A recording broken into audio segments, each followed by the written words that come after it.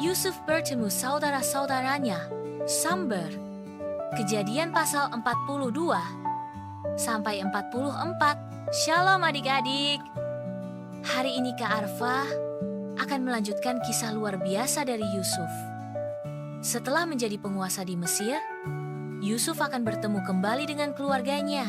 Tapi pertemuan ini tidak terjadi dengan mudah. Ada banyak pelajaran penting di baliknya. 7 tahun, masa kelimpahan telah berlalu. Lumbung-lumbung di Mesir penuh dengan gandum. Tapi, kemudian datanglah 7 tahun kelaparan, sama seperti yang Tuhan tunjukkan lewat mimpi Firaun. Di seluruh negeri, orang-orang mulai kelaparan. Tapi di Mesir, masih ada makanan, karena Yusuf sudah mempersiapkan semuanya dengan baik. Di tanah Kanaan, Yakubayah Yusuf dan keluarganya juga mulai kehabisan makanan. Maka Yakub mengutus 10 dari anak-anaknya untuk pergi ke Mesir membeli gandum. Tapi ia tidak mengizinkan Benyamin ikut karena sangat menyayanginya. Nah adik-adik, supaya kita makin kenal dengan keluarga Yusuf, yuk kita kenalan dulu dengan saudara-saudaranya. Yusuf adalah anak ke-11 dari Yakub. Dan ia punya 11 saudara, yaitu Ruben, Simeon, Lewi, Yehuda, Isakar, Zebulon, dan Naftali, Gad, Asyer, Benyamin.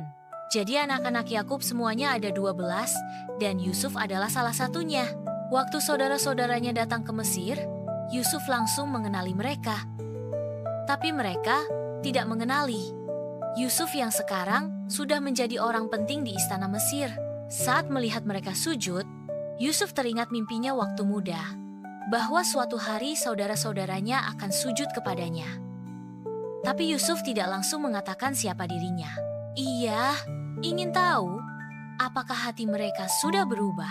Maka Yusuf berkata, "Kalian ini mata-mata."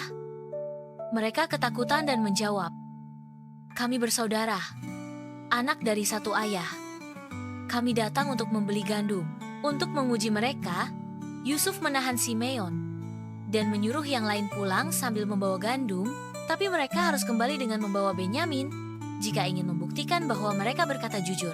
Yakub awalnya tidak mengizinkan Benyamin pergi, tapi karena kelaparan makin parah, ia akhirnya mengizinkannya.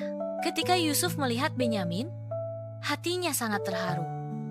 Ia menahan tangis dan tetap menyembunyikan jati dirinya. Ia masih menguji mereka satu kali lagi. Yusuf menyuruh pelayannya memasukkan piala perak miliknya ke dalam karung Benyamin.